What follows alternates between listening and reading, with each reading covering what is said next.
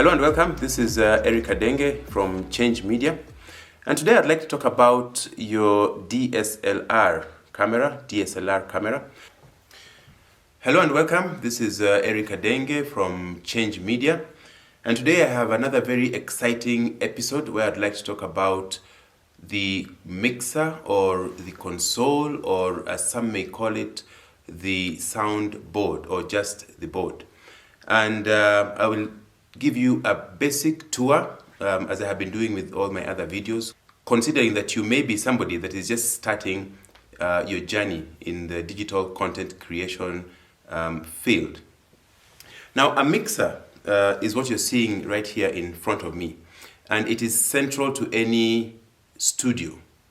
A mixer is central to any studio, and it is central because all other equipment in a studio are connected to the mixer. So today's sort of tutorial is to give you a basic guide into how your mixer works. So the first thing that you'd like to know or to locate, like with any other electronic equipment, is the power button, which is located right here to my right at the back of the mixer. And then of course you also have your power connection socket. So that is where we power our mixer. Now, mixers have what we call channels. So all these buttons may actually look very intimidating to somebody who is using a mixer for the first time. But once you understand one of these channels, then you'll begin to realize that a mixer is actually a very simple piece of equipment. Now, channels are what is used to describe, for example, the size of a mixer. This one right here, if I count the number of channels, we have about 14. So this would be a 14-channel mixer. Of course, we have bigger mixers than that, all the way to 64 and beyond, depending on the use that you want. So this is a 14-channel mixer, and that is what determines the size of this particular mixer. Now, to the main workings or the operation of this mixer. In a separate video, we talked about the signal chain, we talked about the microphone. So we are starting at a point where we have a microphone and we have a signal coming into this mixer.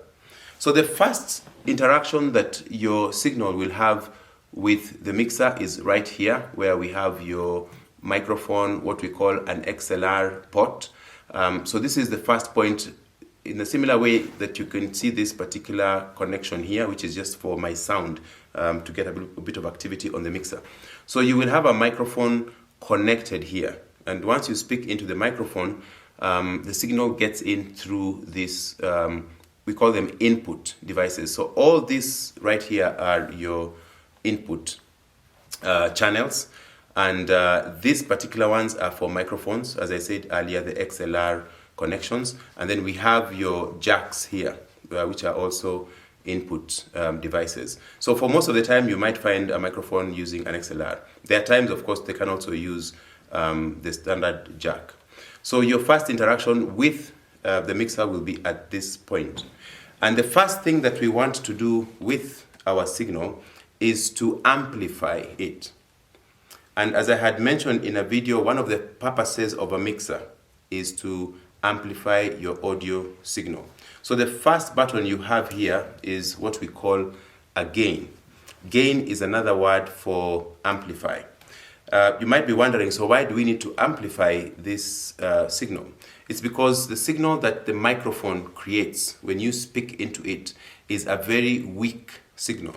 So for you to do any further processing of that signal, you need to make it louder, and that's what we call amplifying.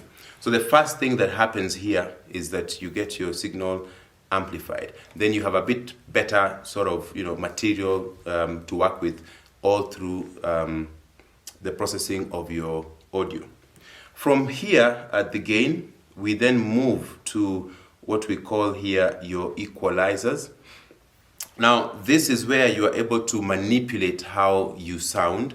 For instance, at the top here, you have what we call high, and they're indicated on your mixer. We have the mids. We have two mids for this particular mixer, and then you have a low. What this means is that these are your high frequencies That is where you have your siblings or your or S sound, and then you have your mid frequencies, and then at the end here you have your low frequencies, which is actually your bass. So whenever you are in a studio producing something, you may want to listen to your voice and see how does it sound. And that's why we usually have headphones in studios. And in the event that you hear that you may need to manipulate a bit of that frequency, these are the buttons that you use. It may also be your producer who feels like your voice needs a bit of bass or it needs a bit of treble. They will also use the same buttons to manipulate that. Of course, another way to manipulate your voice is where you place yourself in relation to the microphone. And we will also have another video on microphone placement when you are recording yourself or recording somebody else. From there, and the good thing about microphone buttons, as you can see, is that they are color coded. So the white ones are the gains, the sort of maroon ones are what we use for frequency adjustments or equalizer. And then the bluish ones here are what we call auxiliary channels. In this particular mixer, they are referred to as different monitors and sound effects, but they just give you additional lines for you to manipulate your various sources of signals that you use in your 14 channels. So that is what these sort of blue buttons do. They give you additional lines, which relates to the other main purpose of a mixer. As I had said earlier, one of the purposes of a mixer is to amplify your signal. The other purpose of a mixer is to route your signals. Routing means that you determine which path a given signal will take. For example, you may want a signal to go to your speaker, you may want, or monitor, you may want a signal to go to your headphones, you may want a signal to go to the recording device and stuff like that. So that is what these blue buttons do. And then we have the last row here of black buttons.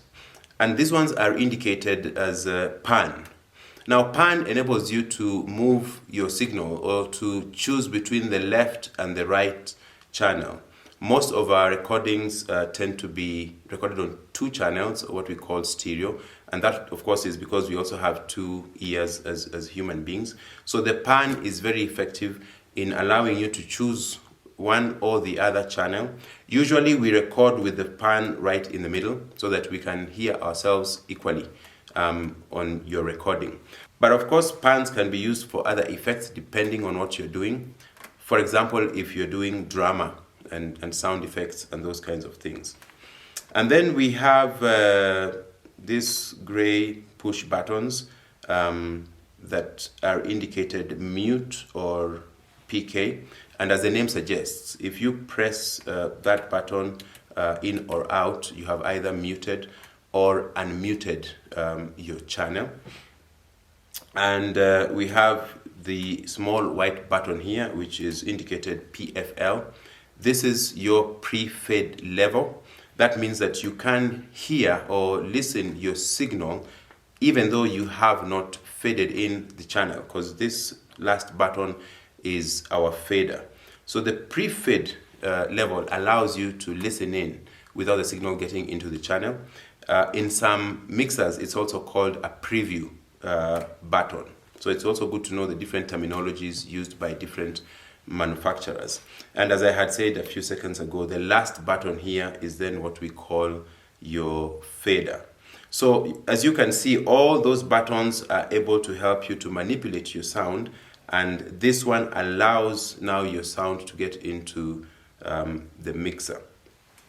Now, moving on, as I had said earlier, once you understand one channel, you can see that we are already, almost done with understanding how this mixer works. I will also go through just a few of the buttons here that are important for somebody who is just getting to learn how audio production works. And one of the things I'd like to talk about is the master levels here. These are the levels that control the ultimate, they're the ultimate level controllers for your mixer. Regardless of what you do here or how many faders you will have on, without your master faders on, no sound will leave the mixer. And these ones here indicated mono, which I had talked about earlier, that work together with the blue buttons, are used for extra or auxiliary channels. For example, you may connect your studio monitors to these kinds of channel.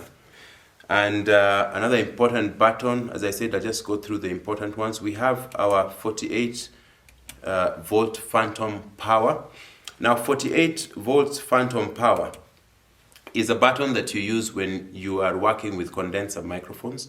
And this is because condenser microphones are designed in a way that you need to power them for them to work. So you need to have that button on whenever you're working with a condenser microphone, or you will not get any output. To my extreme right here, you have some lights, moving up and down, and those are your your voice level indicators. In this case, they are LED lights, and you can see more LED lights all through just to indicate you what you have selected or not selected. And in the audio world, we want to have our audio levels at 0.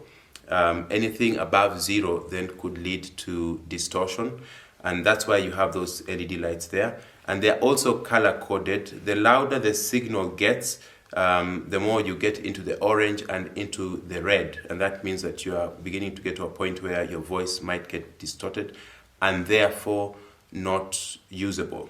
So that is it for your mixer, and I hope that this has been helpful. I look forward to meeting you again in the next video. If you have any question or any other topic that you'd like to discuss in the world of production, let me know. Otherwise, thank you very much.